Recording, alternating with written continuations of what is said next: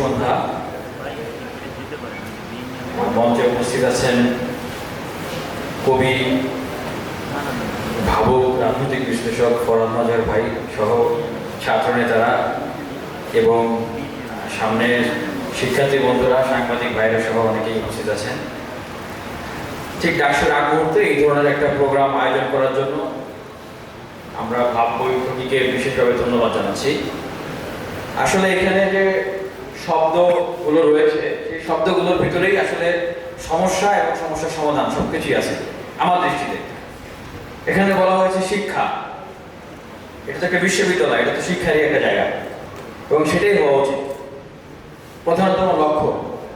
এবং গবেষণা, যেহেতু বিশ্ববিদ্যালয়, এটা বিশ্বের সকল জ্ঞান, বিশ্বের সকল প্রতিষ্ঠান, সকল জায়গার সাথে এটা একটা সম্মেলন হবে এবং সেটা প্রধান জায়গা হবে। এবং এরপরে যে শব্দটা আছে ও রাজনীতি, এখন এই বিশ্ববিদ্যালয়ের যে রাজনীতি বা এই ঢাকা বিশ্ববিদ্যালয়ের যে রাজনীতি, সেই রাজনীতির চরিত্রটা কি ছিল? এই ঢাকা বিশ্ববিদ্যালয়ের সমৃদ্ধি একটা রাজনৈতিক ইতিহাস আছে। সেই 52 ভাষা আন্দোলন থেকে শুরু করে 69-এর গণ অভ্যুত্থান, 71-এর মহান মুক্তিযুদ্ধ, স্বৈরাচার বিরোধী আন্দোলন, 2018 সালের পুনঃসংস্কার আন্দোলন, 24-এর গণ অভ্যুত্থান। এখন প্রশ্ন এসে দাঁড়িয়েছে যে বিগত সময়ে এই বিশ্ববিদ্যালয়ে যে রাজনীতি ছিল, এখনো কি সেই রাজনীতিটাই প্রাসঙ্গিক? বা বিগত সময়ে যে রাজনীতি ছিল সেই রাজনীতির সব রাজনীতিকে আসলে শিক্ষার্থীদের কল্যাণ বয়ে এনেছে, নাকি সেটার পরিবর্তন প্রয়োজন? আমরা সেটা উপলব্ধি করেছিলাম 2019 সালে 18 সালের পুনঃসংস্কার আন্দোলনের পরে 19 সালের যে ডাকসু, সেই সময় থেকে তখন থেকে আসলে আমার ব্যক্তিগতভাবে এই স্টুডেন্ট অ্যাক্টিভিজম বলি আর ছাত্র রাজনীতি বলি, সেটার হাতে করি যে না, আসলেই বিশ্ববিদ্যালয়ে যে রাজনীতি চলে আসতেছে, যেটাকে এক কথায় আমরা বলি পেশি শক্তি এবং কালো টাকার রাজনীতি, দখলদারিত্বের রাজনীতি, মেজর ভিত্তির রাজনীতি, সেই রাজনীতি থেকে বিশ্ববিদ্যালয়গুলোকে মুক্ত করতে হবে। এবং এই বাংলাদেশ নামক যে রাষ্ট্র আছে, এই রাষ্ট্র ব্যবস্থার যদি আমরা সংস্কার করতে চাই, তাহলে এই যে মাফিয়া তন্ত্র কায়েম করে রেখেছে পুরো বাংলাদেশে, সেই মাফিয়া তন্ত্রের খুঁটি ছিল এই বিশ্ববিদ্যালয়গুলো, এই মেজর ভিত্তির রাজনীতি, যেটা এস্টাবলিশ করে রেখেছিল ছাত্ররা।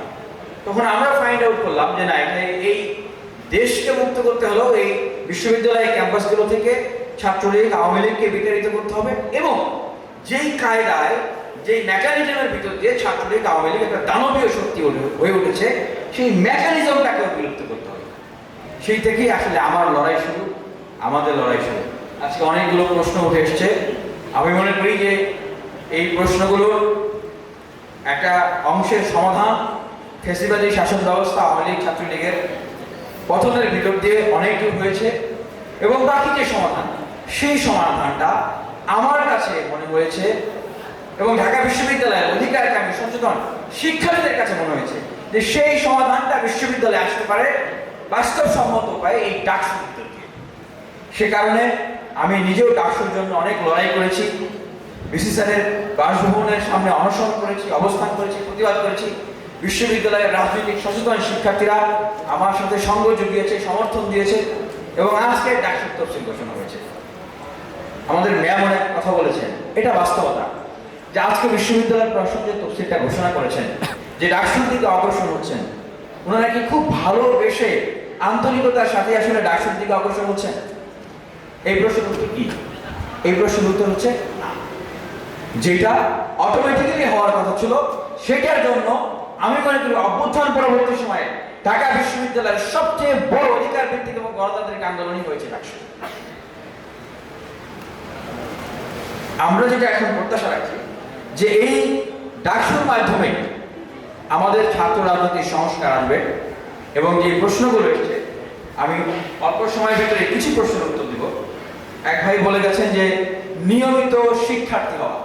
অবশ্যই বিশ্ববিদ্যালয়ে যারা পড়াশোনা করতে আসেন, ছাত্র রাজনীতি অবশ্যই এখানে মুখ্য বিষয় না। এইটা ক্যারিয়ার তৈরি করার কোনো জায়গা না। এখানে ছাত্র রাজনীতি করে কোটি কোটি টাকার মালিক হবে, বৃত্ত বৈভব করবে, যেটা আমরা অতীতে দেখেছি, সেটার জায়গা না। এটা শেখার জায়গা। ছাত্র রাজনীতির সেই মাত্রায় থাকা উচিত। কিন্তু ফ্যাসিবাদের সময়ে যে জিনিসটা হয়েছে, আমি যদি আমার একদমই নিজের কথা বলি, আমি সেই 21 সালে মোদী বিরোধী আন্দোলনের সময় আমি লকডাউনের সময় 6 মাস জেল কেটেছি। আমি তখন মাস্টার্সে ভর্তি হয়েছিলাম, আমি কিন্তু কন্টিনিউ করতে পারিনি, কারণ জেলখানায় থাকলে আমি কীভাবে মাস্টার্স করবো। এরপরে জাতীয় নির্বাচনের আগে এই ঢাকা বিশ্ববিদ্যালয়ের রাজীব ভাস্কর্যে ফেস্টিভ্যাল বিরোধী ছাত্রলীগকে ডাক দিয়েছিলাম। তারপর আমাকে আবারও গ্রেপ্তার করে এবং 7 মাস, তার ভিতরে আমি 5 মাস সলিটারি কনফাইনমেন্ট ছিলাম, মানে দুনিয়ার আলো বাতাস থেকে আমি দূরে ছিলাম। আমাকে কবরের মতো একটা জায়গায় রাখা হয়েছিল। আমি কিভাবে ভাই আমার পড়াশোনা কন্টিনিউ করবো?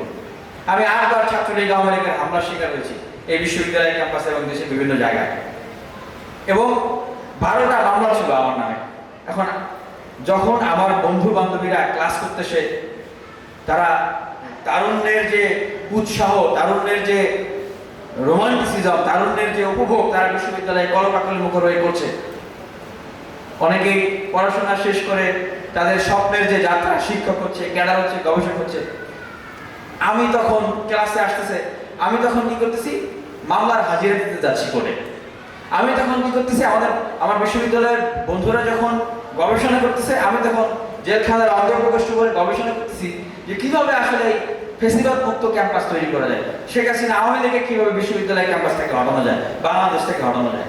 তো সেই জায়গায় আমি বলবো যে হ্যাঁ, সেই ফেসিবাদের দিন তো শেষ, এখন পরিবর্তনের বাংলাদেশ, পরিবর্তনের ক্যাম্পাস। এই জায়গাটায় আমরা সেই রাজনীতি যেন আর নতুন করে ফিরে না আসে, আমরা সেই কামনাটা করি। পাশাপাশি অবশ্যই যুক্তিসঙ্গত কোনো বাধা ছাড়া, কোনো কারণ ছাড়া কেবলমাত্র রাজনৈতিক ক্যারিয়ার তৈরি করার জন্য বিশ্ববিদ্যালয়ে পড়ে থাকতে হবে ছাত্র রাজনীতির পেছনে, এটাকে আমরা সমর্থন করি না। তবে অবশ্যই ফেসিবাদী আমলে যাদের লড়াই সংগ্রামের ত্যাগের ভিতর দিয়ে আমরা এই জায়গাটা পেয়েছি, তাদের প্রতি আমাদের সেই সম্মানটা রাখতে হবে।